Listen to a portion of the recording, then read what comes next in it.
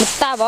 नतिया हमार झुराता एकदम खड़ियाता तो हमार कनी ही ना तो ढेर भाव खतर न हस ढेर भाव खतर न हस बताव ओइ जे जरी है हिनकर है बारी तब न इनकर इनके पटा के ले लेना हसन आय लेकिन हमार जरे से जाना कि हमार महकता हम कनी हता ओहनी के आय कितना हरियरा गोल एकदम बताव हम कनी तो ओहनी के ढेर आग लागता है ओहनी के आय नतियन के बेटन के बताव फिर तू यही तरह तक कहत ना रहनी हम ओहनी के भौजी का जी का पूरा हरा जातल हो अरे का हरा जातनी कनी न के तंजी पट्टा के हमर ले लिह जना त नहीं खसा सुनत हैं का पटा के हो हैं का पटा के चुप रहा तो खाली उल्टे सीधे सोचेला बताओ तो तनी ऐसे अन्याय कल जाला केहू पे हैं जितना हमारा पर अन्याय करता न सन हम भत्तार नहीं के वही से ना आई रहता तो इतना दिक्कत ना होखित हैं भत्ता रहतन त हमार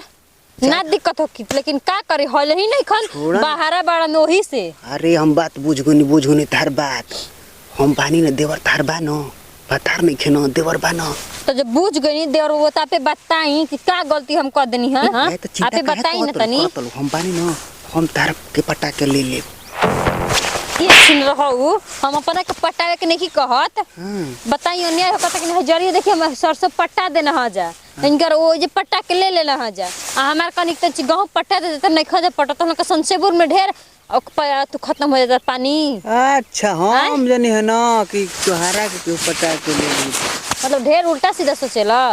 हैं हम कुछ और सोच रहे लगले पट्टा के ओजे रुपया ले लेना ह जा आ कनी ना त कहत कि पानी होने फिरल बा होने हां बताई तनी ठंडा पाला में गोइनी हो है ओइनी आ तब बुझत नहीं खजा नहीं खन तबे ना हां कने कुछ और ही कहतल हो जा एकदम सफा छिन रहवे बड़ा एकदम बताव हम कौन चीज कहतनी उल्टे सीधे सोच लेना हां हैं एकदम बदमाश हम एतना ना कि का बताई हम हमार मैं गहूं झुरातावे हई तनी देखत एकदम गहूं झुराए लागो जा तनी उनका तो फोन क के कहब का करे उसने कहबे करत